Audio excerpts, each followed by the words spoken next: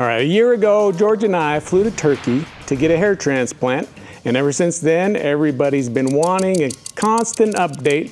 But what better time to give an update than a year later? And coincidentally, George went back to Turkey to get round 2.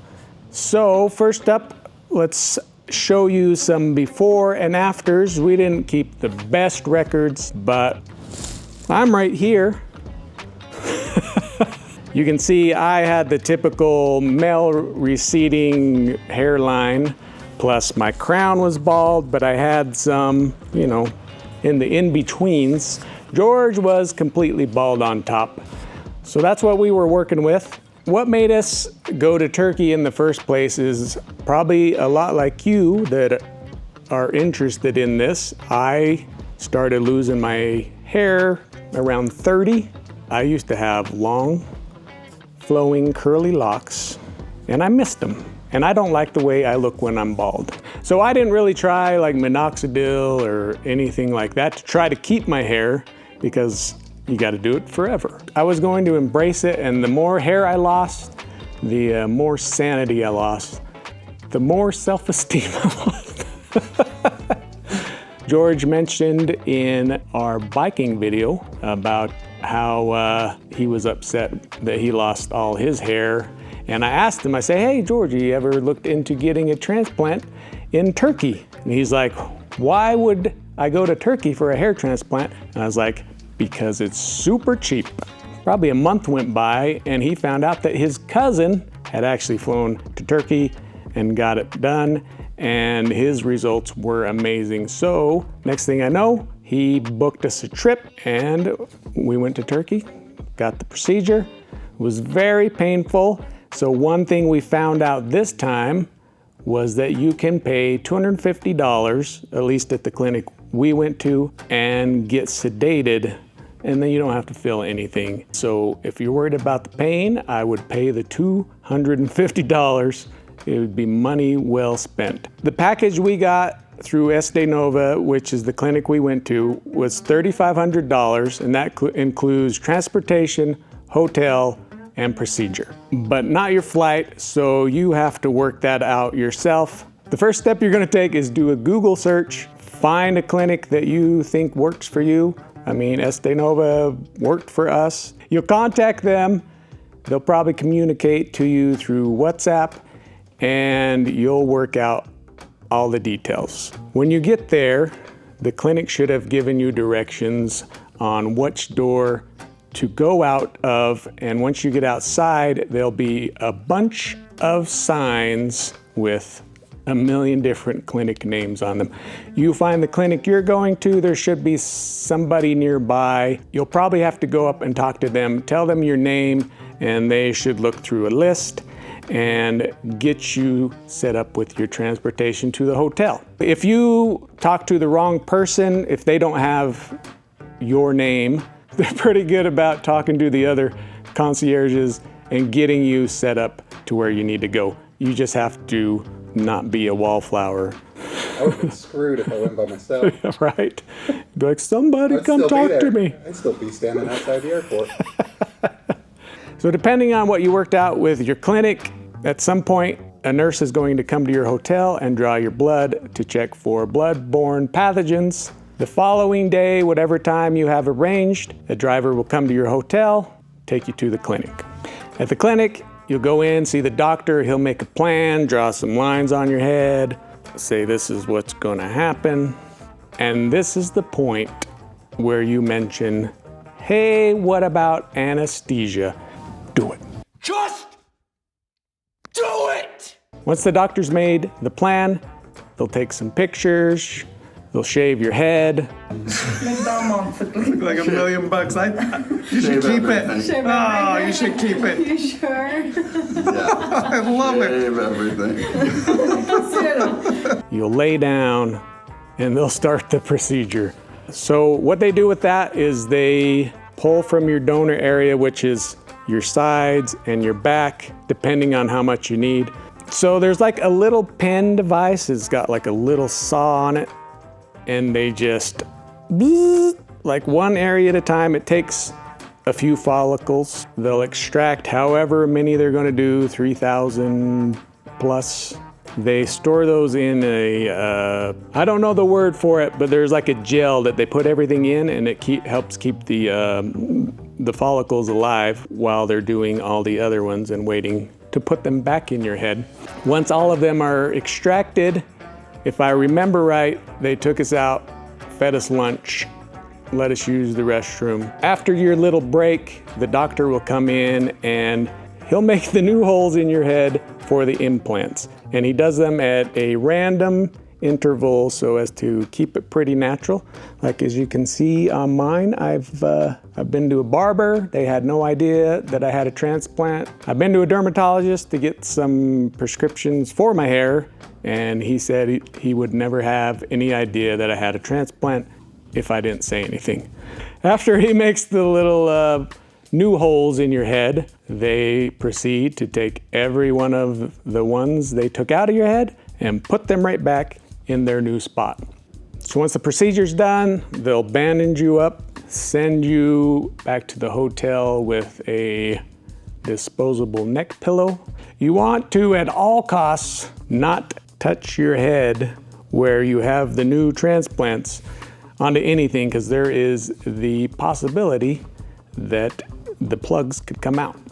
The first night, you're gonna wake up, you're probably gonna have blood on your pillow. Don't worry too much about it. The hotels are pretty much expecting it.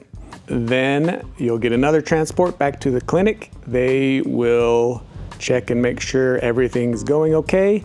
Then they will show you the proper procedure to wash your head. And you're gonna be doing that for the next month or so.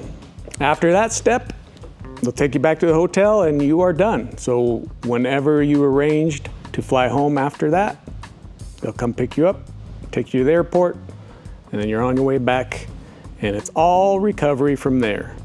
The recovery for George and I was pretty different. I had a ton of numbness that lasted for months, probably 6 months before I got all the proper feeling back in my head. George said he didn't have any of that, no problems whatsoever. You probably won't notice any growth for 2, 3, 4, 5, 6 months, who knows? Every clinic is going to have different recommendations for certain times you can do things. Our clinic wanted us to go like a whole month or maybe 6 weeks before even wearing a hat. What I've read online is after a week, your transplanted follicles are part of your body and you don't really have to worry about it anymore. But you should do your own research on that. Whatever you feel comfortable with, it's your head. You do what you want to do with it. I followed their recommendations pretty closely. George was a little more loose with them than I was, and we both turned out fine. All right, for several months, you're not going to notice any growth, and in fact, some of it will probably fall out. Don't be worried, it's part of the process, and then new hair starts to grow, and you get excited. But for me, well, and actually, George, I think our hair kind of grew at the same time, but this is a year of growth with 3 trims, and when I was younger, a year of growth would have my hair at least down to my shoulders. So I'm sure some of it was trauma recovery for my head, and then just getting older, my hair just doesn't grow as fast. One difference between last time and this time I noticed is they didn't give George finasteride like they did the first time. And the finasteride is a DHT blocker, and DHT is what causes your hair loss in the first place. I've been on finasteride the whole time. I haven't noticed any like hair falling out other than the the occasional normal thing here and there. I also was on minoxidil for about 6 months. It was the oral minoxidil. I didn't notice any difference with it other than since it was internal, it made hair grow where I didn't used to have hair. So since I wasn't seeing any real benefits for it, I stopped taking that. There are supplements like saw palmetto hyaluronic acid. and biotin that have shown promising results. My dermatologist recommended Nutrafol. It's very expensive, so I didn't try it. But that's another thing you'll want to do some research on and decide if it's right for you. Also at our clinic, after the procedure, they had a package of hair treatment products. George got them the first time. They said it's only a 6-month supply, but I use the shampoo daily and I still have plenty of it. So at first I didn't think it was that good of a deal, but seeing how much use I've gotten out of it, it might be worth it. The common denominator in the whole thing is biotin, which you can just get off of Amazon. You might want to look into the cost of that and then weigh that against the cost of their package. It was $500 for a bag full of shampoo, a little spray-on treatment, and they called it simply stem cells, which sounded, ooh, that's cool, but it's plant stem cells. So I don't know the benefit of that. Well, the research I've done on it, studies are kind of up in the air about how effective it is. You might want to schedule a day or two extra in Turkey. I would recommend doing your sightseeing before your procedure. There's a lot of cool stuff to do over there. They got the Grand Bazaar. Yeah, 1 million mosques, and they all look awesome. There's the old Roman ruins everywhere. I wish we could have seen more of them, but what we saw was amazing. Istanbul's been there for thousands of years, so everything is old and just awesome to see. And if you're curious about the safety of Turkey, Istanbul at least is, I would say, very safe. Travel advisories rank it no worse than like France or Italy.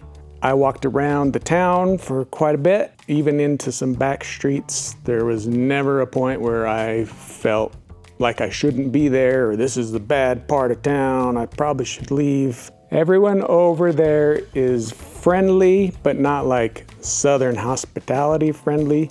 Like everyone's just minds their own business, and I kind of like it. We flew on Turkish Airlines, but it's probably should just be called Turkey's Hairlines, because there's gonna be a ton of other people looking just like you on the way back.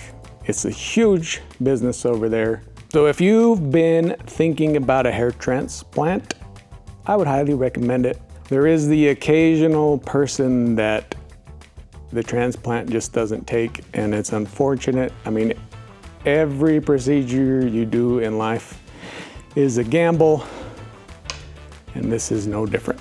So this time for George's second procedure, we kind of just tried to crunch it all together as quick as we could. So we arrived, they immediately took his blood, went to the clinic the next day. But this time, since he was only getting his crown done, he was done in 3 hours. I was expecting to have to walk around for like 6 to 8 hours.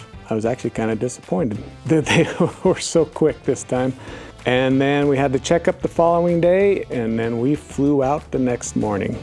We left Turkey 7 a.m. on a Friday, Istanbul time, and I was home at 10 p.m. Utah time the same day. So that's pretty quick. We could have actually flown out the afternoon of George's checkup. That would have made the whole trip in 4 days. So anyway, technically it could be done in 4 days if you're sadistic enough. I hope that answered all your questions, or the majority of them. And in 9 months, you're gonna see George's full transformation.